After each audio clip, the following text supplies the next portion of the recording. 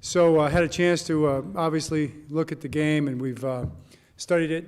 Studying right now is with the defensive coaches looking at it again, and we're going to work hard to improve. The effort was definitely there. Guys are fighting. We just didn't play well. We didn't play well in a lot of areas, not nearly as well as we can. The Jaguars did play well. They did a good job with their bye week. I think they had some good ideas, executed them very well, and it's a tough loss on the road. It happens in this league. We're not going to downplay it. It matters. It's important. It's a win we could have used, and we got to come back and we got to get this next one, do everything in our power to get it done. So that's where we're at. What questions do you have? John, when you look at the red zone, when you're looking at the numbers, I think the past 3 years with Lamar, it's always been over 60% with red zone. This year it's around 51. What do you think has been kind of the difference in the efficiency in the red zone this year? Well, I mean, we're going to look at everything. It's two things always. It's going to be execution and scheme, and it's scheme and execution. So that's got to be. It has been a major focus for us as coaches to try to get the right plays up down there. At times we've had the right plays and we haven't executed them. We can obviously we've got to do everything we can do to block, tackle, throw, catch, run, all those things the best we can, and just make the plays. I do think once it starts happening, it kind of you get a little momentum that way. But also we're gonna look at the scheme part of it. We're not going to say it's not that. That's got to be part of it. And what personnel groups are on the field, what plays we're running, are we doing enough to cause problems for the defense? Those kind of things. We got a nice open crossing route with a nice schemed up play there at the end to Josh. So we've just got to be better down there. It's critical for us in the next stretch of games to start scoring touchdowns in the red zone. We have to get that done. John, your first trip inside the red zone, you had to delay a game. We've asked you about pace and getting out of the huddle, things of that nature. Beyond just not wanting to be penalized, is that a concern for you as far as just the offense, wanting to play with more rhythm, maybe playing a little bit faster, dictating tempo to the defense? Absolutely, and we did in the second half. We saw we ran more no huddle plays in the second half, things like that. It was. I'm not sure exactly what was going on with the clock. It felt different, but that's the 40-second clock was fine. The 25-second clock was that was quick.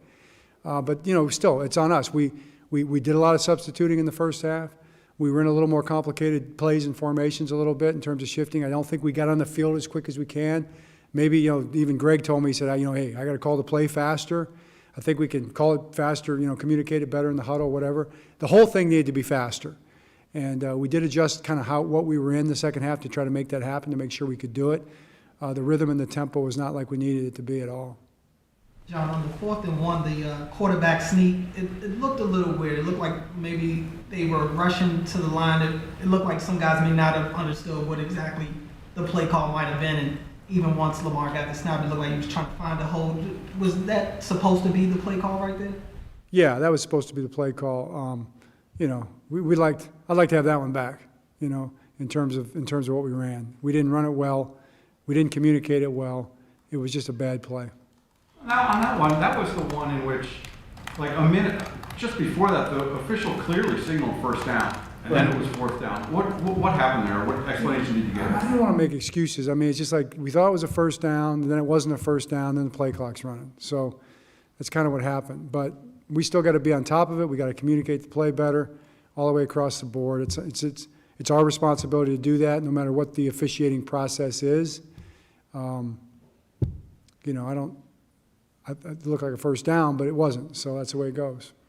I don't know if this is something you and your team have looked at, but do you find like that there's any difference in success between when a play is snapped with 1 second left in the play clock versus like 11 to 15? Does that make any kind of material difference on the actual results of the play?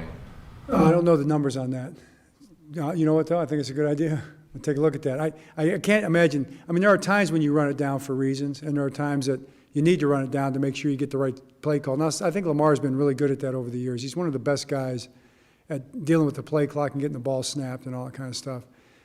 So we just we have to adjust as coaches on that. Like it's up to us to organize it in a way that we just don't get in those situations. And if we have to have less offense or less movement in the plays or whatever it might be, that's just what you do. So it's on us. I think that's something we got to get cleaned up.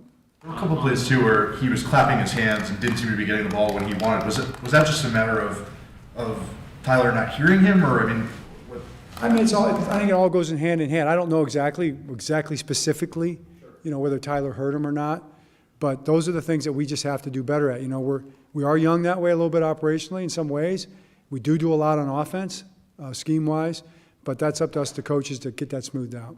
On the fourth and one, on the quarterback sneak, Lamar looks to hesitate on that play before trying to pursue a gap. We've seen that from him before. Is that a schemed up thing that you want him to be looking for, maybe a gap or a push at the line? Is that what's schemed? Yeah, those two quarterback sneaks were both schemed up sneaks. So they had blocking schemes attached to them. The one popped through there. The second one wasn't so good. They ran a linebacker through the B gap, and that's what happened.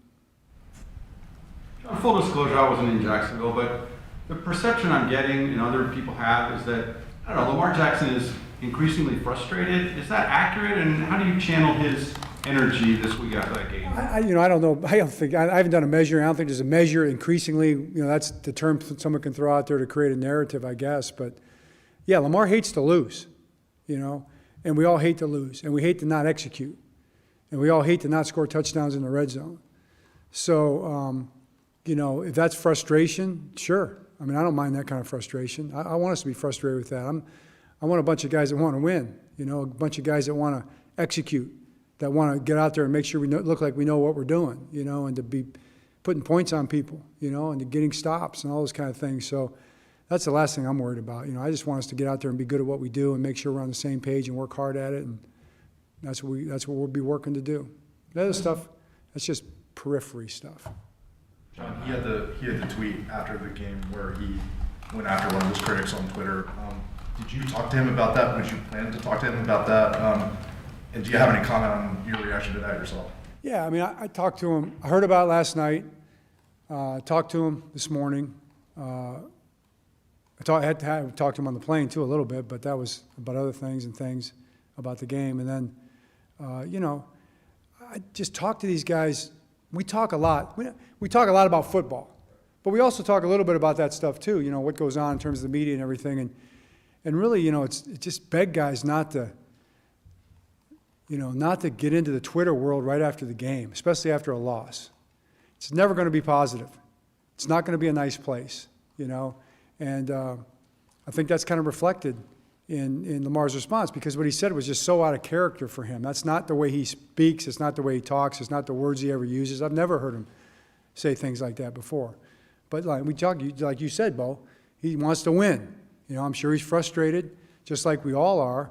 And that's just a place you just don't want to live right after a game. And, I know he understands that. Lamar Jackson, you've been around him. He's got one of the biggest hearts of anybody I know. You all have seen him, the way he treats people, the way he treats kids, the way he treats the media, and he's also one of the biggest competitors I've ever met. So those kind of conversations he takes very seriously, So you get trapped sometimes by someone that's baiting you just a little bit, and you can't live there. It's not important. I see you shaking your head, Luke. You're right, and that's something I love about him. But I think that's not a place he wants to be, and that's certainly not things that he wants to say. John Walston, the disappointment of the defeat was a career day for Josh Oliver. Going up against his former team, even just how nice was that? And I guess a follow-up on that, can you tell us what happened with Isaiah Likely, that he showed up in the injury report late in the week and ended up not playing? Yeah, start with that. Isaiah tweaked his ankle on Friday in practice. Had an ankle roll. We thought maybe it would be okay for the game, but if you ever rolled your ankle, it just wasn't.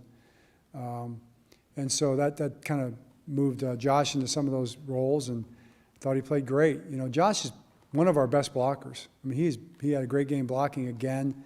To see him make those plays, man, he almost made that seam route catch in the end zone, would have been huge for us. So just thrilled for him, thrilled for how he's established his career, and can't wait to see what he does going from here. On Oliver's touchdown, was there consideration on that drive to not score and to try and leave more clock? Is that a situation at that time when we made that play that was a consideration? It was definitely a consideration, and we'd have probably gone more for that if we thought we could milk it all the way down. We were close enough. They had 3 timeouts. So you've got to get the first downs too. You know what I mean? We didn't really want to kick a field goal and leave time on the clock. So if we were going to leave time on the clock, it needed to be a touchdown. Otherwise, we've gotten it down as far as we could to kick the field goal. It didn't look like we were going to be able to get it all the way down to a walk-off. That would have been kind of crazy if we'd been able to do that because how close we were. So you balance it between, I want to get a first down. I don't want to just get stopped here and let them call their timeouts. And then all of a sudden you have an opportunity to score, and you figure if you score the touchdown, we're going to go for 2. We're going to get it to 7 and try to get the stop. John, on that final defensive drive, watching it again, what do you think was maybe some issues that you want to clean up going forward? Because it seemed like, especially for the first 3 quarters, it was a dominant performance by the defense. It was really technique. I mean, it was stuff that we know to do. We just didn't play our technique quite as well as we can, and that's been a problem, in the games we've lost, obviously that's been the issue. So, you're never going to be there. We've had other games where we've gotten it done. We've gotten turnovers in the fourth quarter. I think that's how we won last time, but we're just going to keep coaching. We're going to keep coaching our guys. We're not down on anybody. We're not not throwing anybody away. We got really good players that want to do well, and we're going to chase perfection in the fourth quarter and try to cover people a little better and get to the quarterback a little better and get the win there. John, I guess on a happier note, you guys are celebrating Marshall Yanda on Sunday. When you look at third round picks over the years, not that many of them make a huge imprint on the league. So when you think back to the beginning of his career, why do you think he was kind of the guy who defied those odds? Well, anybody that'll take a taser shot for $600, that's the guy that's got a future in this league, right? Especially as an offensive guard. All about everything that that's right, as far as work ethic and as far as competitiveness. His thing was, do your job. It was that, and it was embrace the grind. So when you're about do your job and embrace the grind, and those are your two models, and you take taser shots, you're destined for greatness. And I love the guy. So would you advise all third round picks to take a taser shot? Depends how much bad you need the money, I guess. Oh, Chad just looked right. That's a joke, Chad. That's a joke. That's a joke. As long as we say it's a joke. John, I think when you come after a game like that, you see the narratives about how this was another kind of fourth quarter collapse. But I guess when you have your kind of football mind that you do you not think about it that way just because you get so granular and you get so down to the basics of what exactly happened? I mean, are we kind of guilty of lumping this loss in with the other ones that happened earlier this season?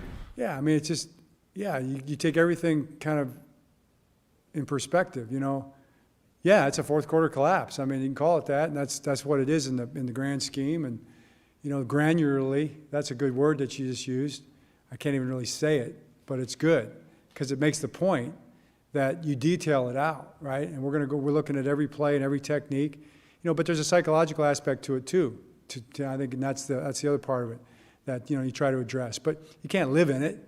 We've got to just focus on football, focus on the details of what we do, and come out there and play our next play and give it our best shot. I'm very confident that we're going to do what we need to do, but you got to go do it. I mean, the season's going to play out. If we get it done, if we get better on defense in the fourth quarter and offense in the fourth quarter, obviously we're not going to have any more issues with fourth quarter collapses, so to speak. And if we don't, we are.